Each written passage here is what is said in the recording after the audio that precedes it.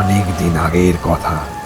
College জীবন শেষ করার পর যে যার কর্মজীবনে ব্যস্ত হয়ে পড়লাম। বন্ধুদের সাথে যোগাযোগও বিচ্ছিন্ন হলো ধীরে ধীরে।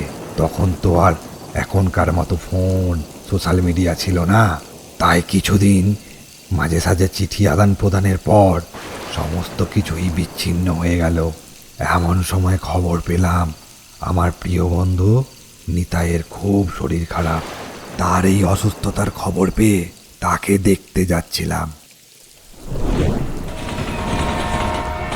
আমার বন্ধুটি গ্রামে থাকতো, কোনোদিন সেখানে এর আগে যায়নি। তো বিদ্যুৎ গোলযোগের কারণে আমার পৌঁছতে রাত 10টা বেজে যায়। স্টেশনে নেমে দেখলাম লোকজন তড়ি ঘড়ি করে দৌড়াচ্ছে। কিছুই বুঝতে না পেরে স্টেশনের বাইরে এসে দেখলাম কোনো রিক্সা বা গাড়ি কিছুই নেই। কিছু না পেয়ে অগত্যা হাঁটা পথে এগোতে থাকলাম। আশেপাশে কোনো লোকজন নেই। একই জায়গা রে বাবা, কোনো লোকজন নেই। আর নিতাইকেও বলিহারি, জানিস আজ আমি আসবো, স্টেশনে তো কাউকে পাঠাবি। অবশ্য তারই বা কী দোষ, ট্রেন এত লেট করলে কেউ এসে থাকলেও সে হয়তো চলে গেছে। খানিক দূর যাওয়ার পর এক ভদ্রলোককে যেতে দেখে ধরে যেন প্রাণ এলো। মশাই, ও মশাই, শুনছেন? আরে এই যে এদিকে, আরে ও মশাই।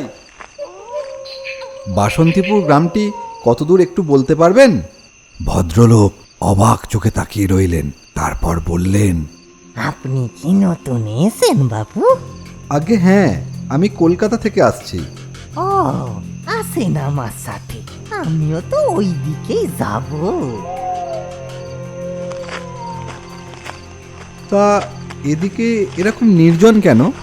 এটা গ্রাম বাবু, কলকাতার শহর নয়। সন্ধে নামলে নানা উপদ্রব শুরু হয়। দেখলেননি সব লোকজন কেমন ট্রেন থেকে নেমে ছুটে পেইলে গেল? হ্যাঁ, তা দেখেছি বটে। আপনি যদি ওদের সাথে ছুটে আসতেন তাহলে হয়তো গরুর গাড়িতে একটা ঠাঁই পেতেন। অবশ্যই আপনি বা জানবেন কেমনে, আমি গাড়িতে উঠতে পারলুম নি। তা এত তাড়াহুড়ো করার কারণ কি? চোর ডাকাতের ভয় নাকি?